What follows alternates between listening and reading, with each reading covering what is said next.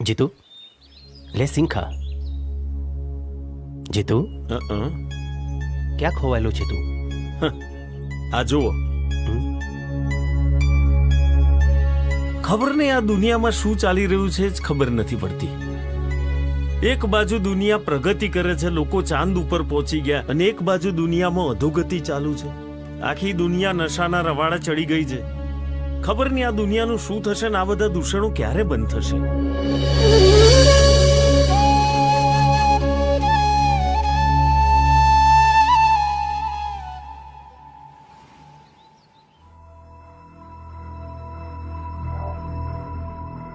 મંત્રીજી, આમ અચાનક બોલાવવાનું કોઈ ખાસ કારણ?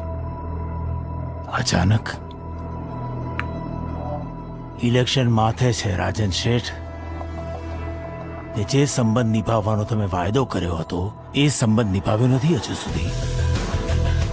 સમય નથી અમારી પાસે, ને પાર્ટીને બીજા ઘણા બધા કામ છે. કાલનો દિવસ છે તમારી પાસે. ગમે તેમ કરીને 500 કરોડ રૂપિયાની વ્યવસ્થા કરો, પછી તો તમે એમપી બની જવાના. ને એકવાર એમપી બની ગયા પછી સરકારે તમારી, કાયદોય તમારો. પણ આવતીકાલનો દિવસ 500 કરોડ. અરે મંત્રીજી, મારા વગર ઉદ્ધારે ક્યાં છે તમારો? ચિંતા ના કરો, પૈસા થઈ જશે.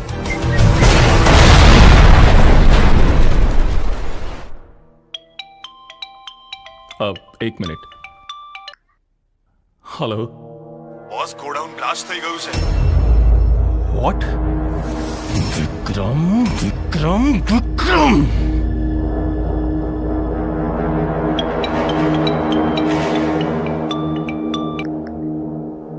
હલો રાજન, મારા માલનું શું થયું? 2 દિવસમાં માલ પહોંચી જશે. કેવી રીતે? માલ તો બળીને ખાક થઈ ગયો ને.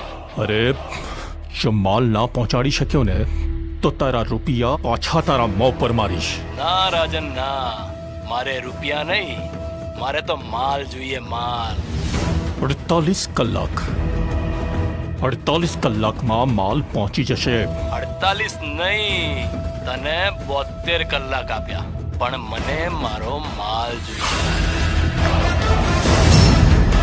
શું થયું ભાઈ?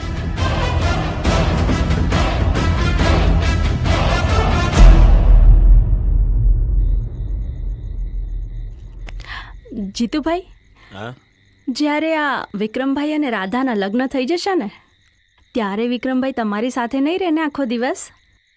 અરે ના ચમના રહે, દોસ્તાર શું રહેવું પડે. અને ઓ બુન રાધા, તને કહી દઉં છું, આ કોણ ખોલીને હોભરી લે. આ મારા ભાઈબંધ છે ને એમનો સમય મારી હાથે ગાળવાનો છે, એટલે હું કહું તાણા હાજર થઈ જવા જોઈએ. તો એક કામ કરને જીતુ, તું જ લગ્ન કરી લે ને વિક્રમ સાથે. હું લગ્ન કરી લે તું, હું છોકરી હોત તું. ના હો, મારી રાધા બરાબર છે. બોલ્યા, હજુ તો લગ્ન થયા નથી એટલામાં તો ભાઈબંધે કલર બતાયો. અરે કૃષ્ણ ભગવાનને જુઓ, સુદામા માટે જીવ આલવા તૈયાર હતા, જીવ. અને તમે આ લ્યો, લગ્ન નક્કી થયા નથી ને ભાઈબંધને ભૂલ્યા નથી. તારા માટે જીવ આપવા તૈયાર છું, પણ સમય તો રાધા જ માટે. અલ્યા, જીવને શું ઘી કાઢવું છે મારે? માર તો સમય જોઈએ છે તમારો. સમય છે તો જીવ છે. લગ્ન પછી બધા ભાઈબંધો ઓમ જ બદલાઈ જતા હોય છે. અરે પર્વતભાઈ, આવ લો પપ્પા, તમારી જ કમી હતી. હા, હવે પરિવાર પૂરો થયો. અરે પર્વતભાઈ, આ શું? પપ્પા, પપ્પા શું કરો છો? શ્રદ્ધા તો વચ્ચે નહીં આવતી, અને ત્યારે જ મારી નાખવાની જરૂર હતી.